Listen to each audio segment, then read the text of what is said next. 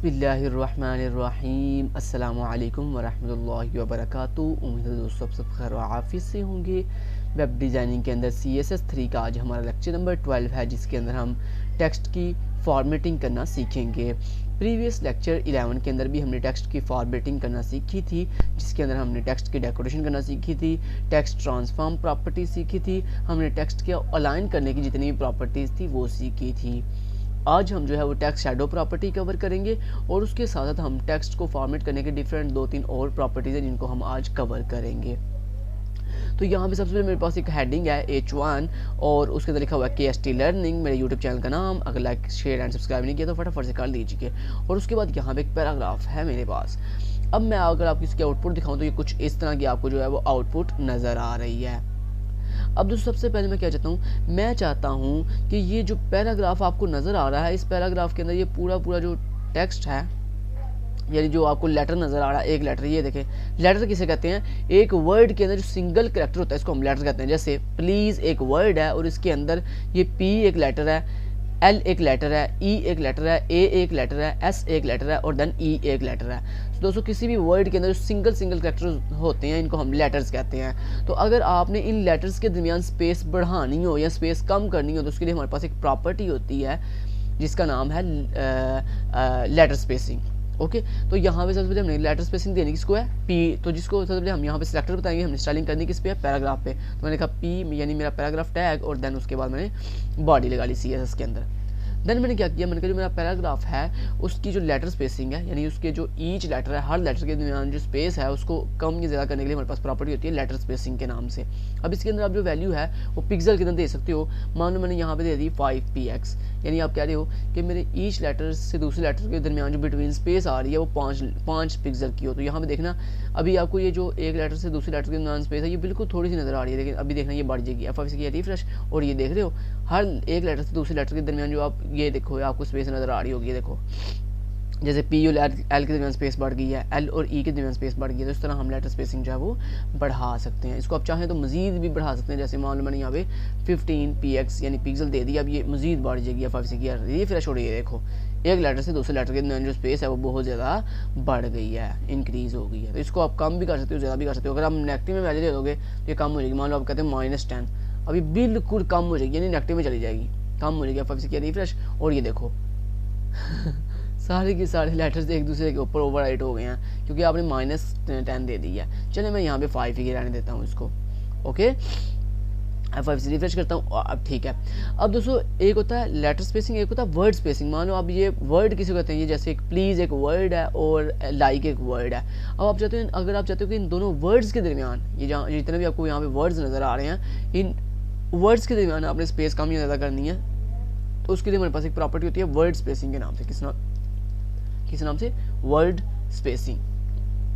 सो आपने word spacing property use की और इसके अंदर आप जो भी वैल्यू दोगे वो उतनी आपकी ईच वर्ड के दरमियान जो है वो एक वर्ड से दूसरे वर्ड के दरमियान जो है स्पेस हो जाएगी। लेट्स से मैंने यहाँ पे 15px दे दिया, यानी मैंने कहा मेरे एक वर्ड से दूसरे वर्ड के दरमियान जो स्पेस है वो 15 पिक्सल सेट कर दो। अब यहाँ पे देखना एक वर्ड से दूसरे वर्ड के दरमियान स्पेस देखना बहुत ज़्यादा आ जाएगी। F5 से रिफ्रेश किया और ये देखो एक वर्ड से दूसरे वर्ड के दरमियान ये देखो आप स्पेस जो है वो बढ़ गई है।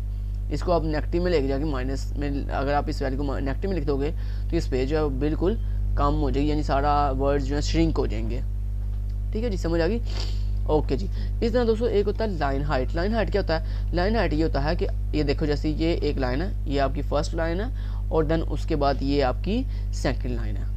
तो एक लाइन से दूसरी लाइन के दरमियान जो स्पेस होती है, ये अगर आपने काम ज़्यादा करनी हो, पहले हमने क्या सीखा, पहले हमने लेटर स्पेसिंग सीखा, एक लेटर से दूसरे लेटर के दरमियान स्पेस। फिर हमने सीखा वर्ड स्पेसिंग, एक वर्ड से दूसरे वर्ड के दरमियान स्पेस। फिर दोस्तों अब हम सीखने लगे हैं कि अगर एक लाइन से अपनी दूसरी लाइन के दरमियान ये जो आपको बिटवीन स्पेस नज़र आ रही है, स्पेस आपने काम ज़्यादा करनी है, तो उसके लिए दोस्तों हमारे पास प्रॉपर्टी होती है लाइन हाइट के नाम से। किस नाम से, लाइन हाइट। तो मैंने लाइन हाइट दे दी, मान लो 40px। अब आप देखना ज़रा यहाँ पे क्या होगा, एक लाइन से दूसरे लाइन के दरमियान जो स्पेस बढ़ जाएगी। अभी आपको देखो बिल्कुल थोड़ी स्पेस नज़र आ रही है। F5 से रिफ्रेश किया और ये देखो एक लाइन से दूसरी लाइन के बिटवीन देखो कितनी ज़्यादा स्पेस आ गई है। ठीक है, बिटवीन देखो स्पेस बढ़ गई है। तो इस तरह दोस्तों हमने 3 प्रॉपर्टी अभी तक सीख ली हैं। अब लास्ट भी हमने जो प्रॉपर्टी सीखनी है आज के लेक्चर में वो है ये टेक्स्ट शैडो। यानी अगर आपने अपने टेक्स्ट को शैडो देना हो, जैसे जैसे शेडो देखा ना आपने, वो एक्स होता है एक बैक साइड पे। तो अगर आप चाहते हो कि ये जो आपके पास पैराग्राफ है, जैसे ये लिखा हुआ है पैराग्राफ, इसको आपने शेडो देना है, तो शेडो देने के लिए दोस्तों हमारे पास एक प्रॉपर्टी होती है टेक्स्ट शेडो के नाम से। तो यहाँ पे लिखो टेक्स्ट शेडो, टेक्स्ट शेडो, कहाँ गया शेडो, शेडो ये है शेडो, टेक्स्ट शेडो। अब इस टेक्स्ट शेडो के अंदर दोस्तों सबसे पहले हम ये बताते हैं कि हमने जो हॉरिजॉन्टल शेडो देना है वो कितना ज़्यादा देना है या कितना कम देना है। तो इसमें भी पिक्सल में वैल्यू बताते हैं। तो सबसे पहले जो वैल्यू होती है दोस्तों वो हॉरिजॉन्टल शेडो की होती है। किस शेडो की? हॉरिजॉन्टल शेडो की।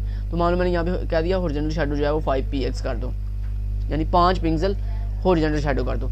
फिर देन हम एक और वैल्यू देते हैं वर्टिकल शेडो के लिए, ठीक है। ये तो आपने जो फर्स्ट वैल्यू दी है ये किसके लिए? हॉरिजॉन्टल के लिए, हॉरिजॉन्टल शेडो के लिए। और अब मैं जो वैल्यू दूंगा इसके साथ स्पेस देके वो है जी हॉरिजॉन्टल के लिए। तो मान लो मैंने यहाँ पे क्या दिया 5 पिक्सल, मैंने यानी मेरा कहने का मतलब है कि 5 पिक्सल ही हॉरिजॉन्टल शेडो दे दो और 5 पिक्सल ही वर्टिकल शेडो दे दो। उसके बाद देना आप कलर बताओगे शेडो का कि आपने जो शेडो देने लगे हो उस शेडो का कलर क्या होगा। मान लो यहाँ मैंने क्या दिया रेड, कि मैं जो शेडो दूंगा उसका कलर जो है वो क्या होगा? रेड होगा। अब मैंने यहाँ पे आगे क्या किया, सिंपली मैंने F5 से जैसे ही रिफ्रेश किया, रिफ्रेश करने के बाद यहाँ पे आप देख सकते हो कि यहाँ पे शेडो जो है वो बढ़ गया है, ठीक है। तो यहाँ पे आप चेक कर सकते हो कि एक जो टेक्स्ट, ये हमारा जो टेक्स्ट है उसके हॉरिजॉन्टल एंड वर्टिकल जो है एक शेडो आ गया रेड कलर का। देखो आप देख रहे हो ना, please like share and subscribe, आपको शेडो नज़र आ रहा है। अगर आप इसकी वैल्यू कम कर दोगे, मान लो यहाँ पे आपने वैल्यू जो है 2 पिक्सल कर दी, तो क्या होगा? हॉरिजॉन्टल शेडो कम हो जाएगा, हॉरिजॉन्टल शेडो ऊपर की तरफ चला जाएगा। F5 से रिफ्रेश किया, ये देखो थोड़ा सा लेफ्ट की तरफ आ गया। अब अगर आप वर्टिकल भी थोड़ा कम कर दो तो ये ऊपर की तरफ थोड़ा मूव कर जाएगा। तो ये आप अपनी मर्जी से एडजस्ट कर सकते हो जहाँ जैसे आपको प्यारा लगे। F5 से रिफ्रेश किया और ये देखो थोड़ा सा ऊपर चला गया, तो इसको हम कहते हैं शेडो।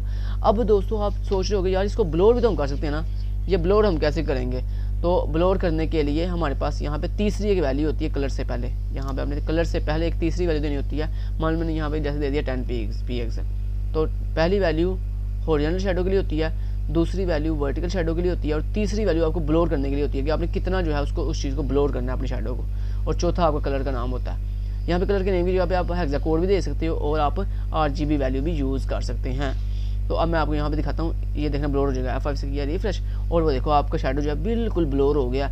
अब नहीं आपको टेक्स्ट लिखा हुआ नज़र आ रहा है, सिर्फ ये कि पता चल रहा है कि यहाँ पे शेडो दिया हुआ है। तो इस तरह आप इसको जो है और ज़्यादा करके इसको और ज़्यादा ब्लोर अच्छे से कर सकते हैं, ठीक है जी, समझ आ गई। तो इस तरह हमने 4 प्रॉपर्टीज सीखी हैं। कौन कौन सी आज सीखी हमने जी?